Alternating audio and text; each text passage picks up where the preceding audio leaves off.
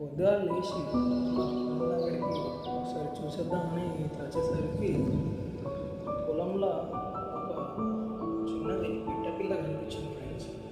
First ఒకటి కనిపించింది, వాటర్లో పడి ఇట్లా పొలం మధ్యలో ఉంది, దాన్ని తీసి రక్షించడం జరిగింది. మళ్ళీ దీన్ని రక్షించి అట్లా ఒడ్డు పైన అట్లా కట్టేసేసరికి మళ్ళీ ఒక పక్షి వచ్చి మళ్ళీ ఒకటి పడ్డాయి ఫ్రెండ్స్ ఇక్కడ వాటర్లో.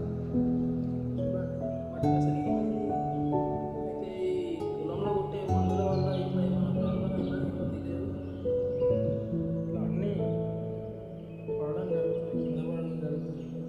మనకు పొలంలో గడ్డి మందుని కొడదాం ఫ్రెండ్స్, దానివల్ల ఇట్లా ఏమన్నా ఎఫెక్ట్ అయ్యింది, కింద పడుతున్నామో ఏమో తెలియట్లేదు. ఇది రెండు పక్షి ఫ్రెండ్స్. పక్కకుండా పొలంలో అయితే నిన్న గడ్డి మందు కొట్టడం జరిగింది, దానివల్ల ఇట్లా ఇవి పడుతున్నాయి.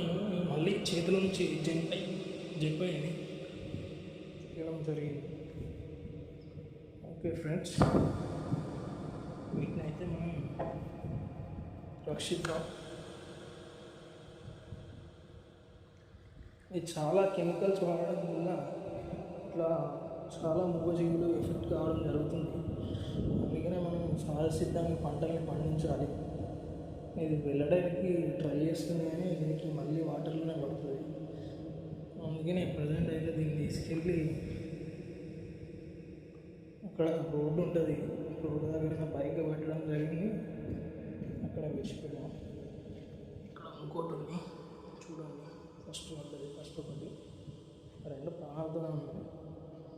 వీటిని మనం కొంచెం క్షేమంగా విడిచిపోయాం. అందుకనే ఆలోచించి ఇప్పటికైనా పంటలని సహజసిద్ధంగా పండించడానికి ట్రై చేయండి.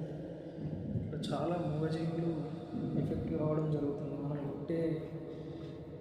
మనం పంటలకు చేసే కృత్రిమ ఎరువుల ద్వారా ఇలా చాలా మూగజీవులు ఎఫెక్ట్ కావడం జరుగుతుంది వాటికి. ఓకేనా ఫ్రెండ్స్?